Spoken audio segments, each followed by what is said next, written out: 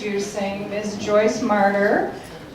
Joyce is well known in the mental health community here. Joyce has worked in the EAP world in the past and then went off to form Urban Balance. How many years ago?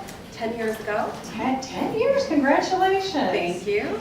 And is a well-known blogger and social media guru and does many, many wonderful things in the community, and so excited to have her here with us this morning. So please join me in welcoming Joyce Marter, speaking about the psychology of success.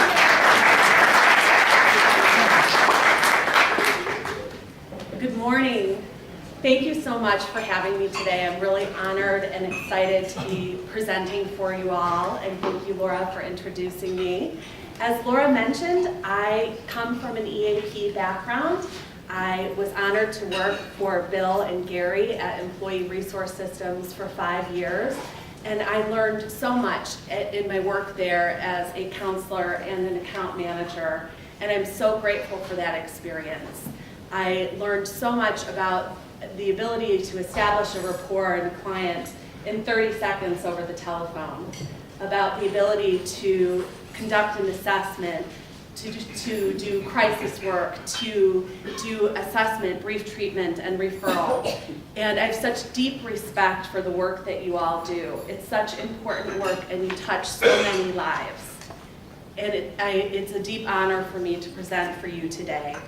So my intention is to motivate you and to inspire you to think about yourselves and your journey and why it is that you came to do this work. I believe that we all have come to do this work for a reason. And so today I ask you to think about that as we move through this presentation, as well as to think about your work with your clients. I can't believe it, but it was 20 years ago this week that I moved from Ohio State. I'm a Buckeye. I was born in, or lived in Toledo, Ohio, and I went to Ohio State, which I loved. And I left Ohio State 20 years ago today to come to Northwestern graduate school in the counseling psychology program. And I have my sister to thank for that. My sister Teresa is 10 years older than I am, and I had come to visit her in Chicago, and she wanted me to apply to Northwestern for graduate school. And I said, Teresa, there's no way I'm gonna get in. I'm not smart enough, my grades aren't good enough, I'm not gonna get in. And she said, shut up, Joyce, get in the car, we're driving to Evanston. And she drove me to Evanston, she made me get out of the car, she made me get an application. The funny thing is, the only graduate school I got into was Northwestern. So I'm really glad that she made me do that. I had applied to all doctoral programs. So I came to Evanston 20 years ago, and I'm so grateful. In many ways, I feel like it was then that my eyes opened. And I think, like many people, I came into this field thinking that I wanted to help people. And when I got into the program and I started learning about mental health and addiction, I started thinking, oh my gosh, this is me. This is my family. And I am so grateful to this work and to this field for giving me a language and a lens through which to understand myself and my life and my relationships and the world around me. And it is such a deep and profound honor to work with my clients each and every day. I love the work that I do. I'm in private practice now, I write, I public speak, I love it all. What I love most is the wisdom, the deep blessing of the wisdom that I have gathered from my relationships with my clients. The clients that I have known, I was just talking with somebody who works at Family Guidance Center, was my first job out of graduate school. I was working in Cabrini Green on needle exchange vans with people who were addicted to heroin and were HIV positive and in and out of the penitentiary. And today, sometimes I counsel people. I have one client who has 3 Ivy League degrees and is from a family that has hundreds of millions of dollars. And you know what? They have the same problems. Same problems. And I've learned things from all of those clients. And this presentation today is called The Psychology of Success, and it's an overview of wellness principles that I've learned from my work with my clients. And through my own personal and professional journey, which I really look at as two sides of the same coin. I really believe the work that we do is only as good as we are. And that as clinicians and behavioral health care workers, we have a duty, we have a professional responsibility to work on ourselves, to increase our consciousness and our wellness and our self-care so that we can guide our clients to be their healthiest and their best.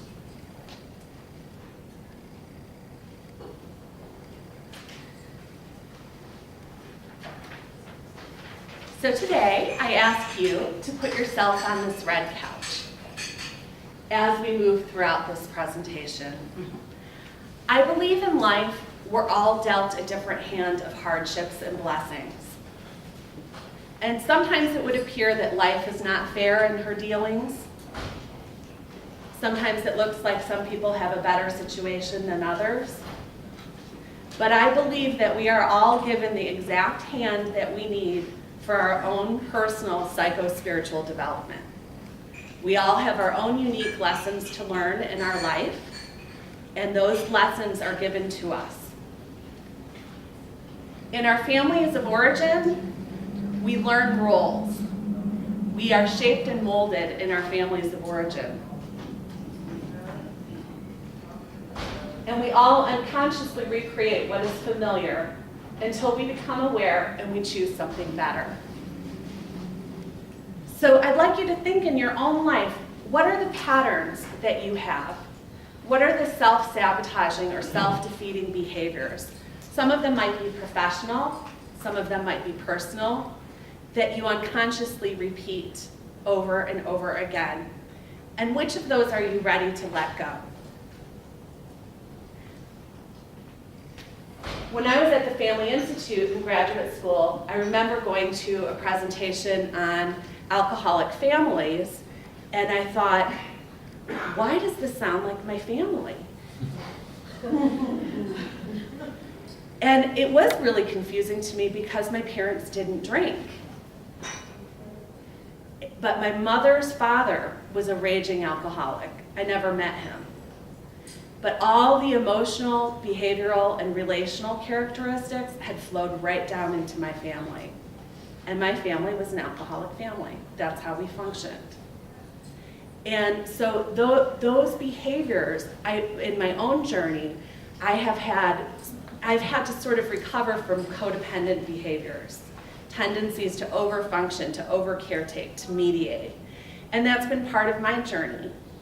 And so I have had to think consciously about those self-sabotaging patterns of giving too much and not taking care of myself, and consciously making changes to choose something better for myself. And so that's what we need to ask our clients to do, to become conscious of those patterns. And that's what I encourage you to do as well today. One of my favorite things about working at ERS was I thought it was so interesting how people come into different careers, and you really do see that it's based on their issues from their family of origin. I mean, it's almost comical. I remember one day having two clients who had tested positive in the workplace, and one of them had the last name Beer, and one of them had the last name Sober. I mean, you can't make this stuff up, right? So, but we all know the statistic that 80% of nurses are from alcoholic families, are adult children of alcoholics. We all learn our roles in our families of origin, and we repeat them until we choose something different. I had a client who had an alcoholic husband. We worked hard facilitating an intervention. He refused to seek treatment. Actually, he did seek treatment. He relapsed a couple of times. She made the difficult decision to divorce him.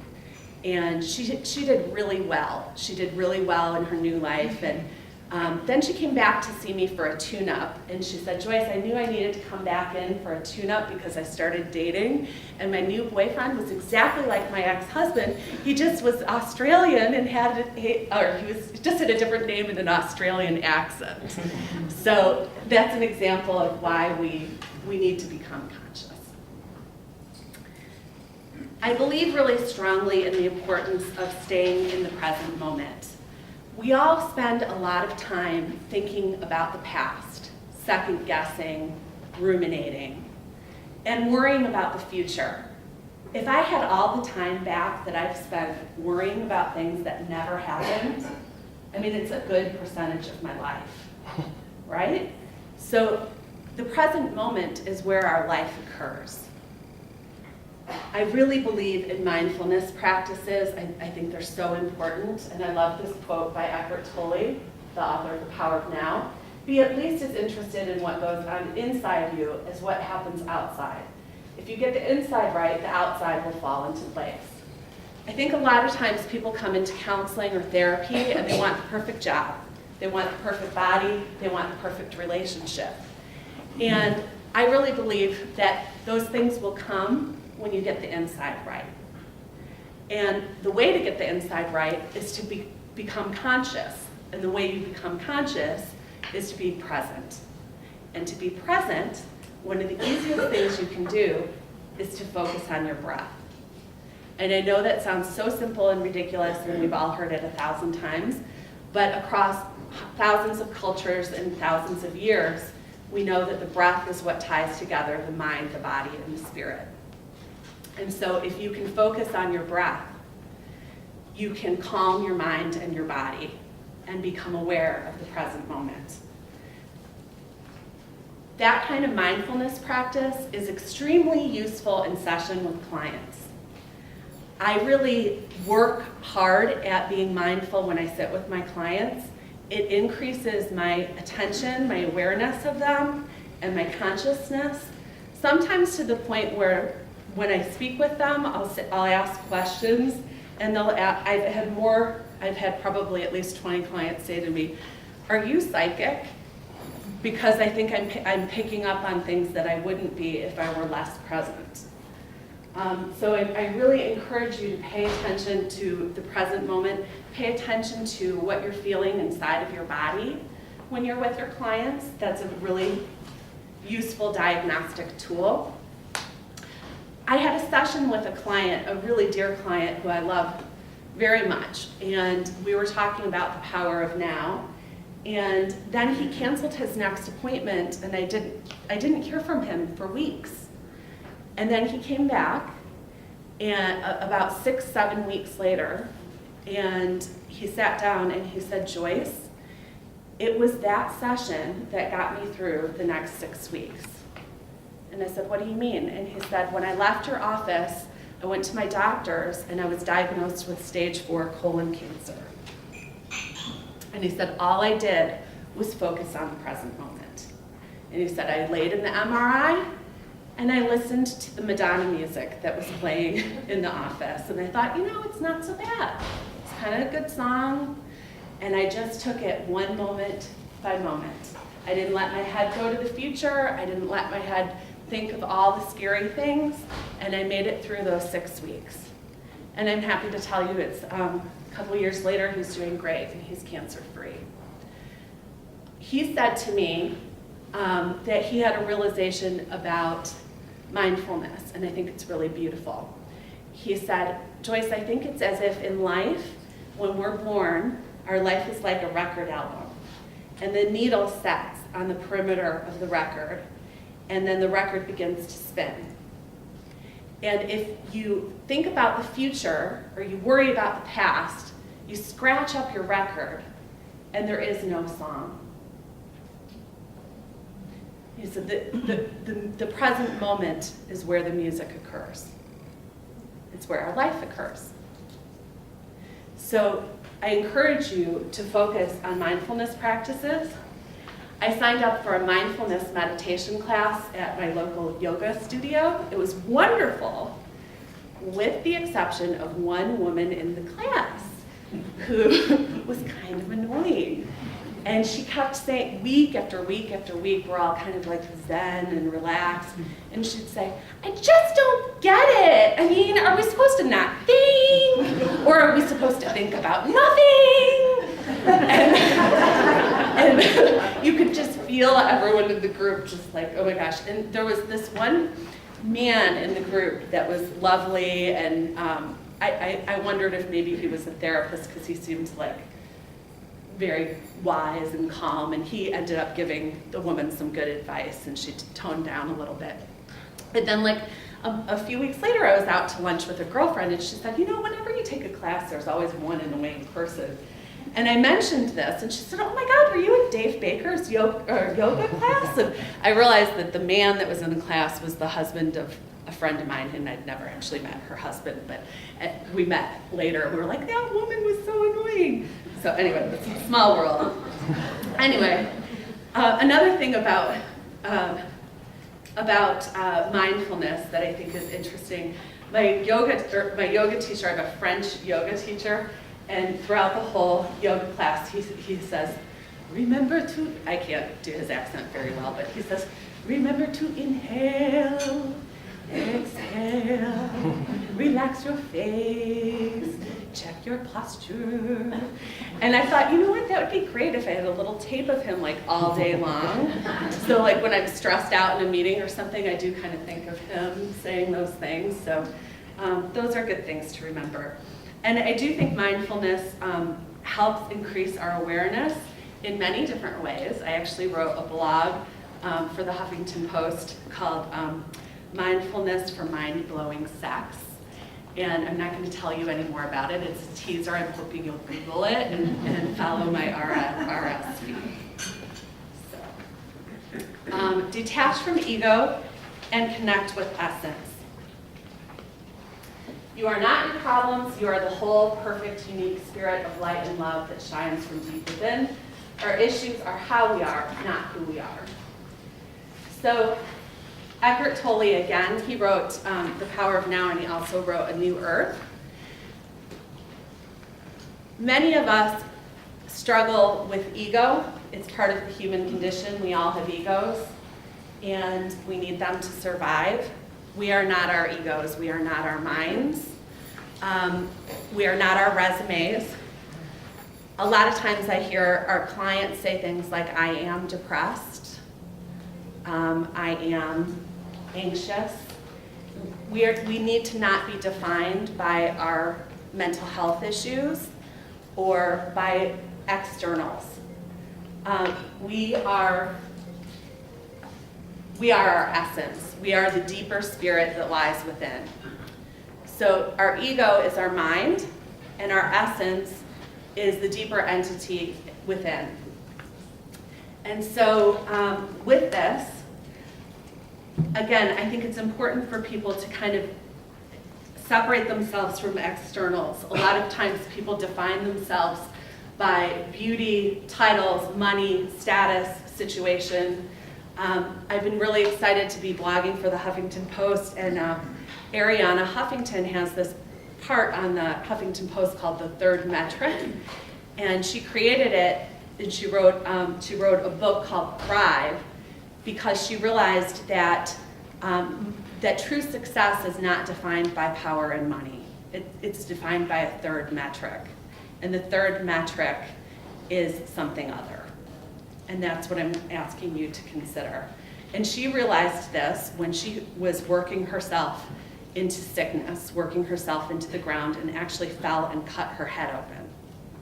And then she realized that something was really off about her priorities, about her life. And so in that part of her blog, she has articles about kind of psychological wellness and health, and how to help people focus on other things like that do matter, like kindness, compassion, integrity, awareness, forgiveness, and patience. By the way, as I move through this, please feel free to raise your hand and ask questions or make comments. Our deepest fear is not that we are inadequate. Our deepest fear is that we are powerful beyond measure. It is our light, not our darkness, that most frightens us. I just realized that this is kind of an older version of my PowerPoint that came up. So, I really believe that many people allow fear, uncertainty, and doubt to operate powerfully in their lives. And so I encourage you to think about, Bill Heffernan, when I used to work for you, used to say, what would I do if I weren't afraid? And I remember that, and I think about that all the time. I think it's a great question to ask yourself in your personal life and your professional life. What would I do if I weren't afraid? I think so many of us allow our lives to be negatively influenced by fear, uncertainty, and doubt. I was in a meeting with some businessmen who were asking me about urban balance, my practice, which has grown a lot. In the last 10 years, it's grown. Now I have 6 locations and close to 70 therapists who work for the practice. And the premise of the practice is that we're insurance friendly. We take almost every kind of insurance because I really believe strongly that therapy should be accessible and affordable. So I was sitting with these mostly older businessmen, entrepreneurs, and they said, doesn't it make you kind of nervous that you put all your eggs in the healthcare basket, in the health insurance basket in this day and age where the climate is changing so much? And I said, no. And we all burst out laughing. And I think we were laughing because I think that they kind of simultaneously, thought I was kind of really, really smart and really dumb kind of at the same time, which is probably true of any entrepreneur. Probably needs to have that combination. But if I let myself think about that, then I'd go nuts. Then I'd be super stressed out. You have to kind of detach from some of that uncertainty and just kind of go with your compass and go with your gut. Because if you spend all your time and your energy worrying about things and fearing what could happen and thinking about the uncertainty, you'll never take a risk, you'll never take a chance, and you'll never succeed. So I ask you to really consider that. It takes a lot of courage to drop the defensiveness. I love that quote from Marianne Williamson. Our deepest fear is not that we are inadequate. Our deepest fear is that we're powerful beyond measure. I think that our defensiveness, we think our defenses protect us. And often they limit us.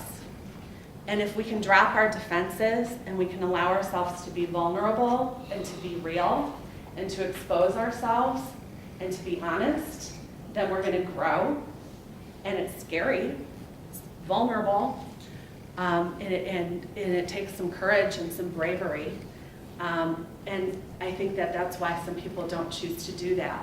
But I ask you to consider how you can choose something other than fear as a mode of operation in your life, and how you can challenge your clients to choose something other than fear.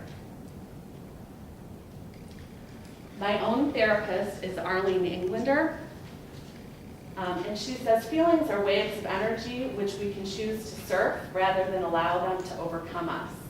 She wrote a great book, by the way, called The Insourcing Handbook, which is a really practical little tool for clients. I encourage you to check it out with different coping skills. But I love that because I think that feelings are waves of energy that we store in the body.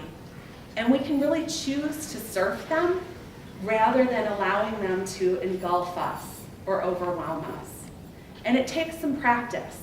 I remember years ago, my older sister Paula was visiting, and at the time my daughter was 3 years old, and we'd gotten a little fight, my daughter and I. And my sister was like, Joyce, she said, you're locking horns with her. She's like, that doesn't work, you know? And so she was helping me with that. And I realized that the reason I was doing that, and it's kind of embarrassing, but when we have negative feelings, in EMDR, we always ask people, what's the negative belief that you have about yourself? when I'm upset with my daughter, the negative belief I have about myself is I'm a bad mom. She's freaking out, she's not listening to me, I must be a bad mom. And then I feel bad, and then I'm mad. And then the irony is, then I act like a bad mom. So taking some mindfulness approaches and taking some deep breaths, stepping back from it, like red flag up, I'm mad, and I'm having that negative thought that I'm a bad mom. And instead, I work at replacing that with a different mantra, and it's, you know what, I'm only human, I'm doing the best that I can. My kid's rolling on the floor, life is crazy right now, the house is trashed, but it's cool. And, you know, just breathe through it and move through it, and it's gone so much better. So learning to surf that, observe it, and not react to it, and it takes practice. But I encourage you to consider how you can work on in your own life on surfing the waves of emotion and helping your clients do that. I think sometimes we have disproportionate emotional responses to things because an event taps into a whole well of feelings from an old event, and then that whole wave comes out.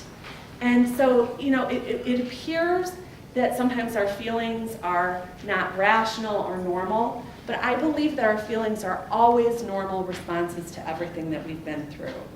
Because even if it's a disproportionate response, it's normal given that person's history and everything that they've been through. So really keeping that in mind in your work with your clients, I think is really, really important.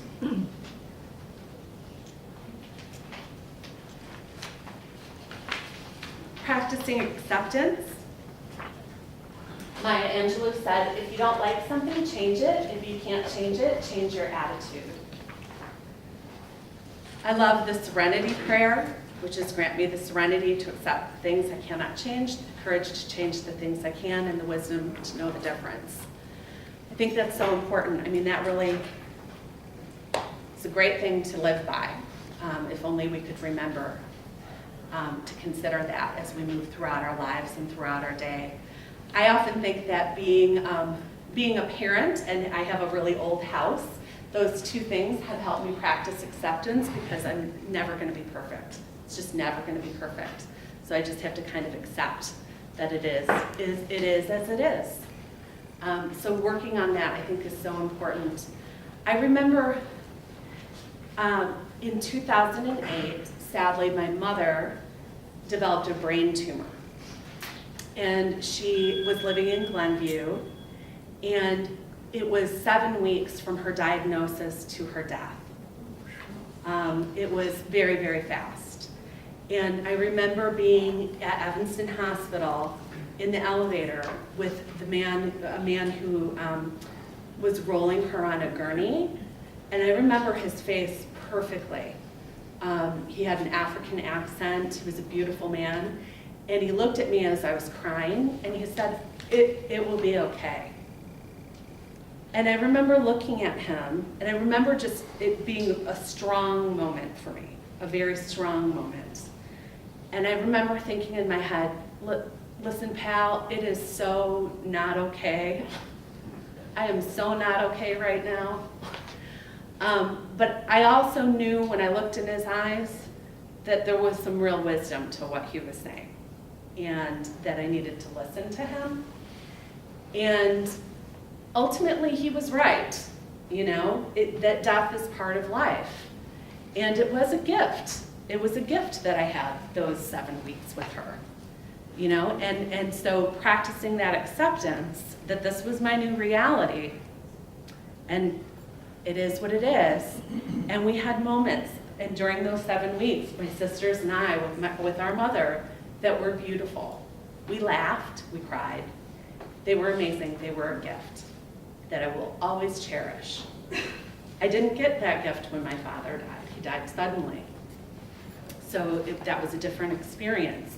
But acceptance, sometimes things come to us in a different way than we would like, or that we want, and we spend a lot of energy fighting what is.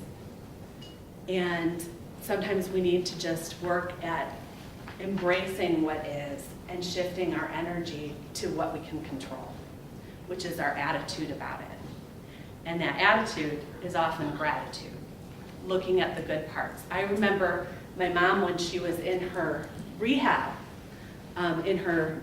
rehab institute, the social workers and the hospice workers would come and spend time with us, and I remember that they would cry. And I said to them, "Why are you crying?" And they said, "We've never seen so much love." Because we had brought like things from our house or my mom's house, and we'd hung them around the room. And they ended up spending, it was an amazing time. And my mother talked about her life, and it was an amazing gift. And not only for us, but I think for even the therapists that were there. I think that they had an opportunity to learn from something that was difficult. Forgiveness. Resentment is like drinking poison and then hoping it will kill your enemies.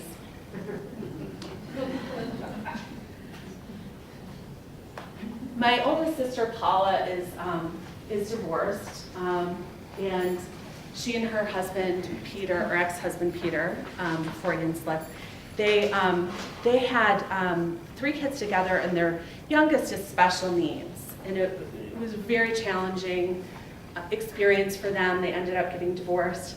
And my sister, she probably has been divorced more than 20 years. She is still as angry today as she was when she got divorced.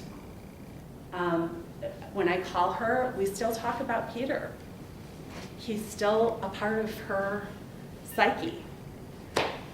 And I feel sad for her with that. I'm really changing gears here, but I was at Target once, and there's this really zen cashier who was dealing with this like real jerk customer in front of me. And when I got up to him, I said, "Wow, you were really awesome the way you handled that. And you're like totally fine." And he said, "I don't let anybody in my head who isn't paying rent." I thought, that is awesome. That is so awesome. So if for no other reason than yourself, forgive and let go. Because anger keeps you tethered. It keeps you tethered to the past, and it prevents you from moving forward. So forgiveness, I think, is a really, really important aspect of life.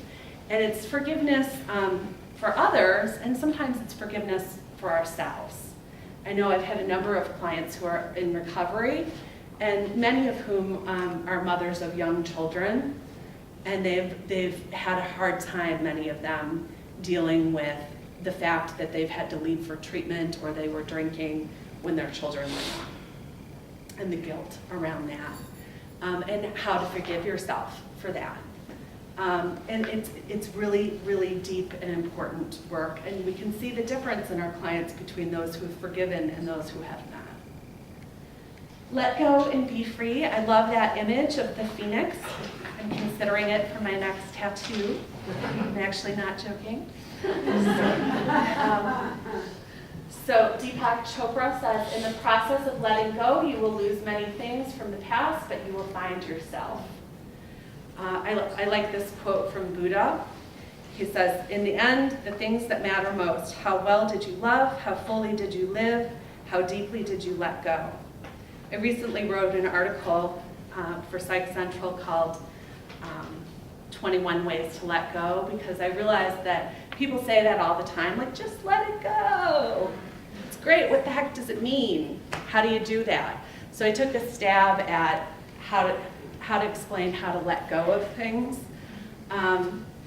because I do think it's really important that for each of us in our lives, we have opportunities for metamorphosis, for letting go, for shedding a former life, and for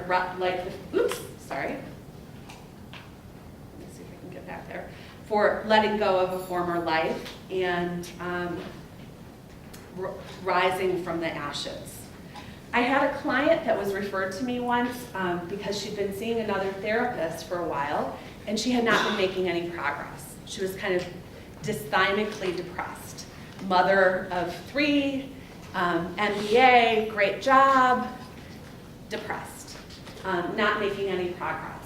So she came to me and I did an assessment, and she, asking her about her marriage, and she said that her husband had an emotional affair several years ago.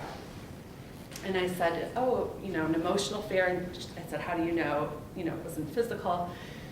And I said, what's his relationship with this woman now? And she's like, well, they work together. And I said, what's their contact? She's like, I don't really know.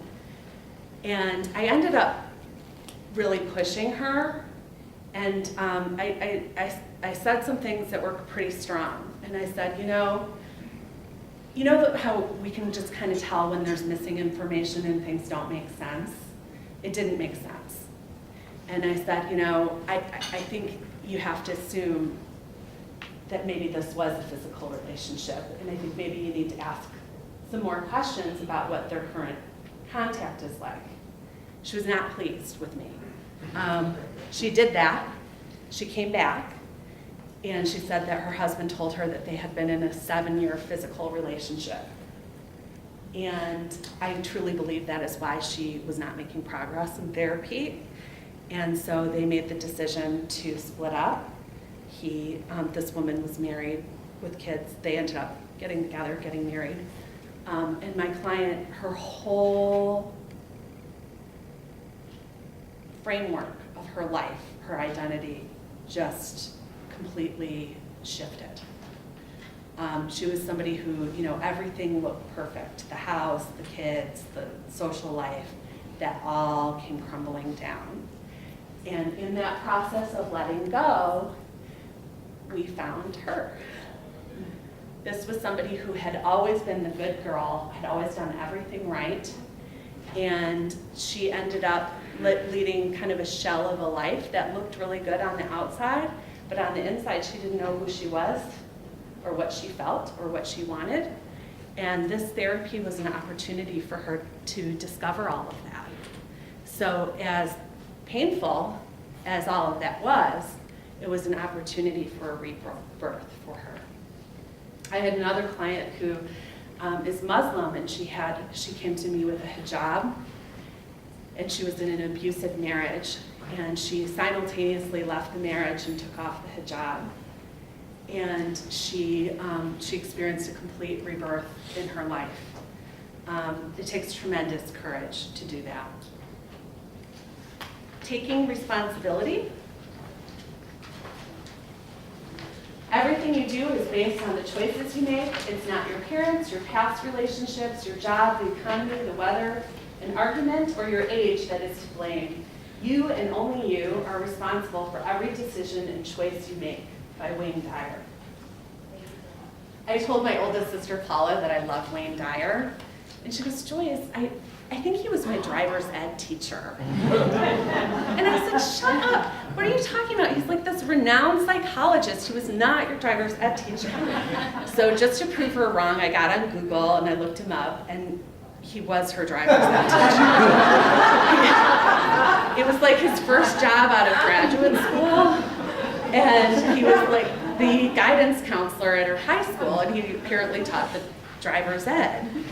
So, go figure. So then I read a little bit more about him, and I found out that his father was an alcoholic, and he grew up in orphanages, multiple orphanages. And I thought, if this man can say this, like, obviously, he was dealt a difficult hand, and he was talking about taking responsibility for your life. That's a pretty powerful statement. And I really believe that. Like, we each have to kind of take responsibility for that hand we've been dealt. There are blessings, and there are challenges. And often our challenges are also blessings, if we can look at them that way. And if we can take responsibility for ourselves, then we can grow. Thinking positively. Gandhi said, a man is but the product of his thoughts, what he thinks he becomes. Sometimes I'll have clients say to me, like, I really want this promotion. And then I'll say, well, do you think you're going to get it? You know, I don't think I am. And then I'll say, well, then you won't. And then they're kind of like, because it's self-fulfilling prophecy. If you don't believe you're going to get something, then you won't. So our thoughts are very, very powerful. They do create our reality. And I really believe that we set our own ceilings with our limited thinking. And it's so important to think positively. And it's something that can be learned and practiced. And it starts by becoming aware of your thoughts. So we all have an inner critic, that voice in our head that is hard on ourselves. Oftentimes we would never speak to somebody else the way that we speak to ourselves. People would hate us if we talked to them the way that we talk to ourselves. And so we have the choice. We can be our worst critic and beat ourselves up all day long, or we can choose to be our best friend. I had a woman attend one of my seminars, and I loved it. I'll never forget her. She goes, bye, nice meeting you. I'm going to be my best friend now. She was so cute. I loved her. But you can choose to be your best friend. You can choose to be your own cheerleader. You can choose to be your best advocate. And I really think that's what adulthood is that we have to be our own good parents. We have to take good care of ourselves, we have to eat right, we have to exercise, we have to make sure that we have friends, that we have hobbies, make good choices for ourselves. And so part of that is turning down the volume on that inner critic. It may always be there, but you can be aware of it, you can tell it to shut up, and you can turn the volume down, and you can choose to be more compassionate. You can choose to be kind to yourself. You can choose to be loving and supportive of yourself. And that I truly believe is so important. My neighbor Randy is a therapist. I love him. And he and his son, I think this is so cute, they're doing locks of love together, which I think is a nice gender switch.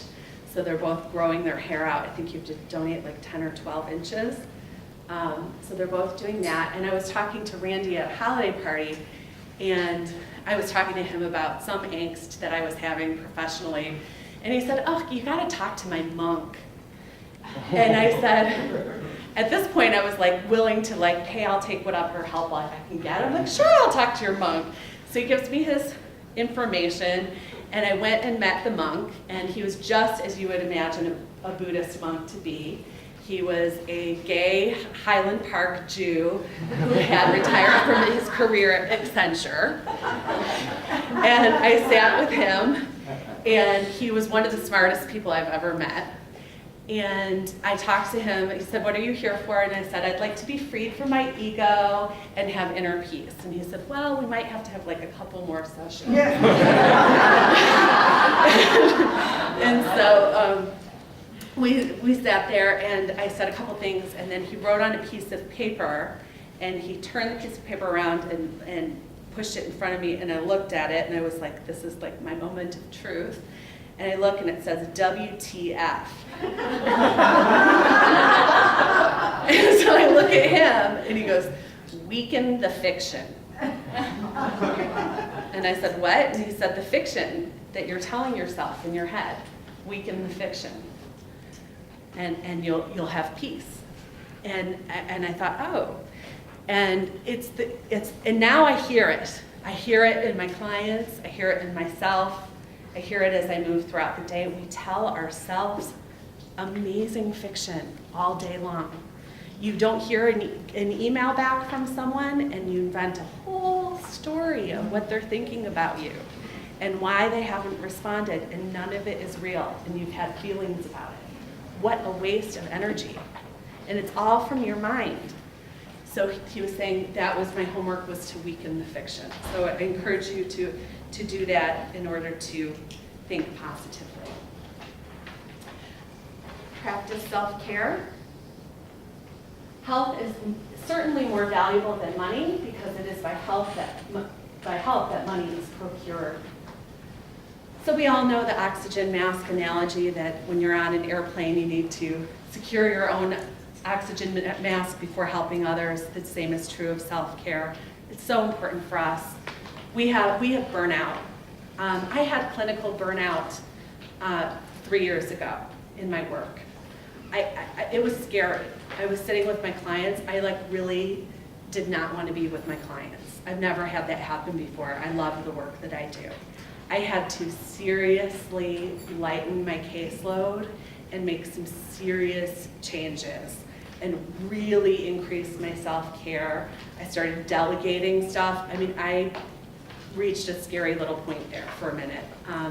And for about a year or year and a half, I wasn't seeing clients anywhere near as much. I think it went down to like 5 clients a week. And I needed to reboot and take care of myself and get in a better space. And that's okay. It happens. I've been practicing for 16 years. I run a big business. I had a lot going on. I fried myself. And I did what I needed to do to get in a better space. It is so important for us to practice self-care. It is really, really imperative. I always say that healthy self-esteem is somewhere between diva and doormat. So the diva is somebody who has an inflated sense of self, and the doormat is somebody who doesn't value herself. And the diva exploits other people's boundaries, and the doormat allows her own boundaries to be exploited. So healthy self-esteem is right in the middle, and it's where you value yourself and you value others. And you advocate for yourself in a way that's assertive, that's diplomatic and clear and honest, and respectful of your own boundaries and respectful of others. So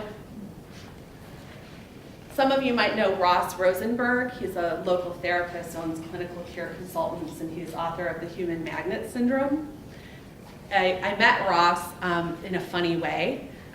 One of the therapists at Urban Balance inadvertently, accidentally plagiarized his book on our blog.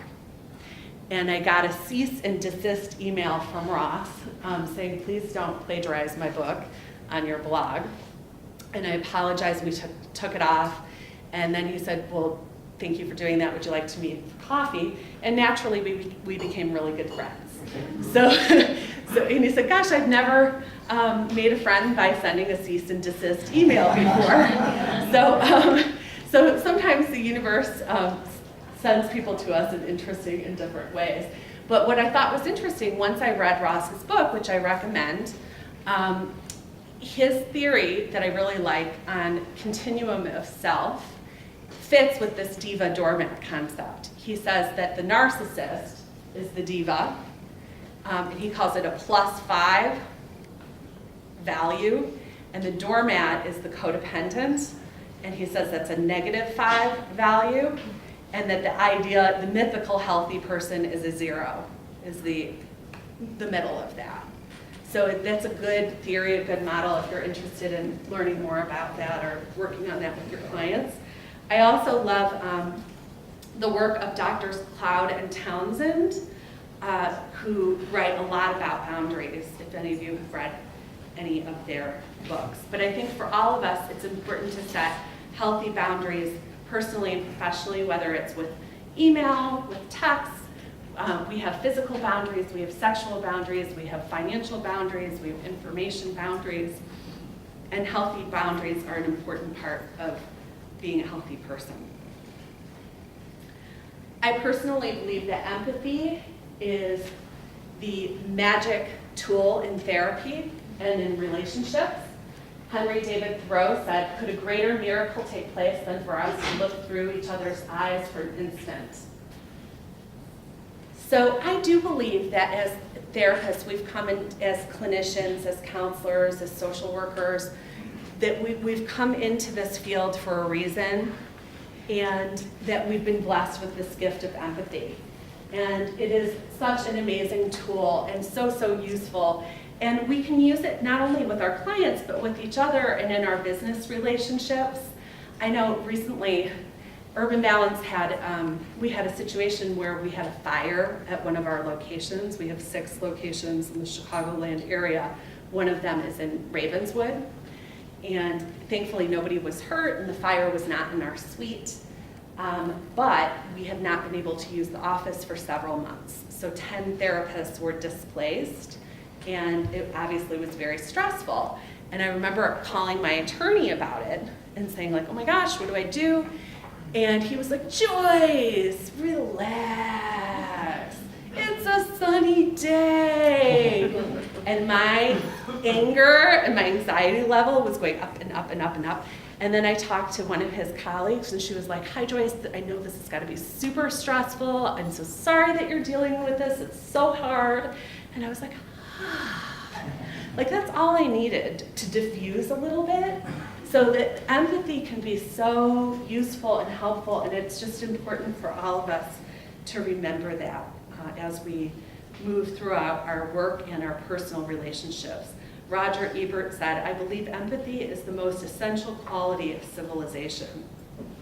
And I do think that it's something that we all need to foster in our children as well. Embody your core values is one of the principles of success that I have identified. Wayne Dyer, again, my sister's driver's ed teacher, says, how people treat you is their karma, how you react is yours. So I always encourage people to be the bigger person. It takes 2 to play tug of war. So if you refuse, there's no issue, there's no conflict to be had. I think sometimes when I've had the most, when I've been mistreated the most in my life, I sometimes look at those as the greatest opportunities to have integrity. Because if I can hang on to my integrity in those moments, it feels really great. I had an employee once that I discovered that was stealing from me, and I was really proud of the way that I handled that. And I could tell by her face that because I was treating her in a way that was respectful and sort of diplomatic, that there was a different level of consciousness that was happening between us because of that. And bizarrely, she has sent referrals to Urban Balance since then.